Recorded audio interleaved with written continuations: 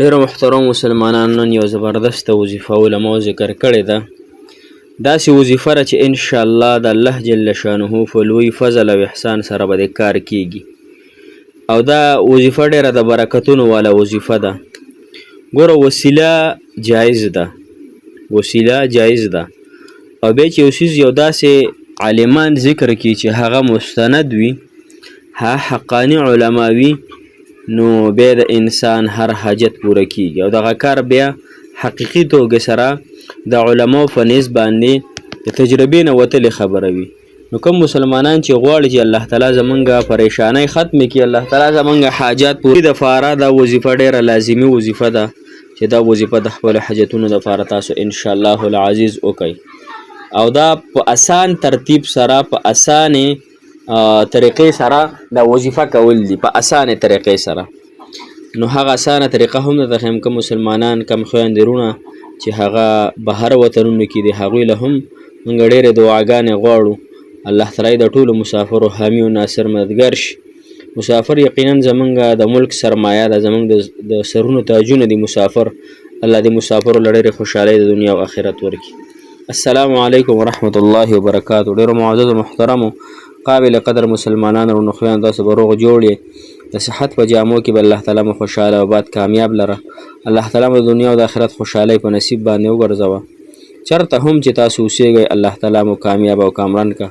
الله تعالی د تورسرو زنانو نکاحګانې وکړي، الله تعالی د نوجوانانو هم نکاحګانې وکړي او کم مسافر چې دي بهر وطنونو کې دي، په جیلونو کې دي یا په هسپتالونو کې دي مسافر دي یا پردو نوکرو کې دي او داسې ورته تکلیفونه وي، نو الله تعالی د ټولو مسافرو حامي و ناصر مددګر شي. الله دا ټول مسافر په خپل کلي وطن باندې دوی ثوابونه وکړي. محترمو نن زمونږ ډېره اسانه وظیفه ده،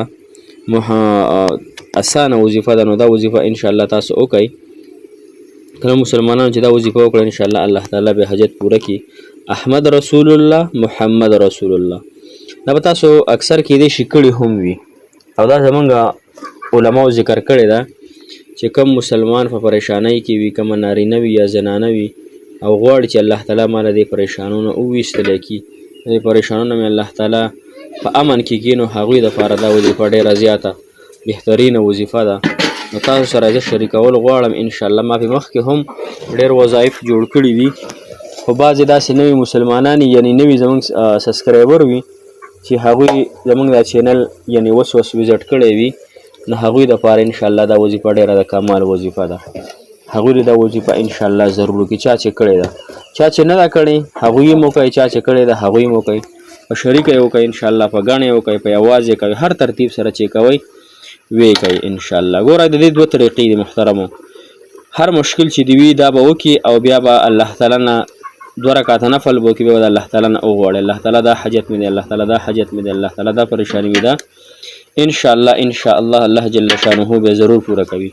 لومړنۍ طریقه ده چې 2 رکعاته نفل وکړه، صلات حاجت مونځ وکړه، په مصلی باندې کښېنه او بیا دا وظیفه 70 مرتبه وکړه او یا مرتبه او بیا د الله تعالی نه وغواړه. بله طریقه یې دا ده چې نفل وکړه، تهجد وکړه، ماسخوتن مونځ نفس نفل وکړه، مازدیګر وکړه، هر ټایم چې کې وکړه او بیا دا وظیفه 101 مرتبه وکړه یا 113 101 مرتبه یا 114 مرتبه یا 100 یا 314 مرتبه یې وکړه. انشاءالله په دې دریو ترتیبونو باندې دا وظیفې تاسو وکړئ انشاءالله الله جل شانه به ستاسو حاجتونه پوره کړي. الله تعالی حاجت روا ذات دی، مشکل کشا ذات دی. بیا الله تعالی د وسیله ده وکړئ، وی الله د جناب محمد رسول الله صلی الله علیه وسلم مخ ته ډېر زیات ګران دی، د هغه محبوب علیه الصلاة والسلام د مخ مبارک د هغه ته کتاب قسم خوړلی د هغه په ظلبانو باندې د هغه په چخرې باندې الله تعالی زموږ د حاجت د رسول الله مبارک صلی الله علیه وسلم د مخ مبارک زموږ د حاجت پوره کړي. نو وسیله جایز ده، ها کوم مسلمانان چې وسیله کوي نو وسیله جایز ده، الله تعالی به ورسره ستاسو حاجتونه پوره کړي انشاءالله. موږ هم په خپلو دعاګانو کې یاد ساتئ، موږ تاسو ته ډېرې ډېرې دعاګانې کوو. جزاک الله خیره، احسن الجزا فی الدنیا والآخرة. السلام علیکم.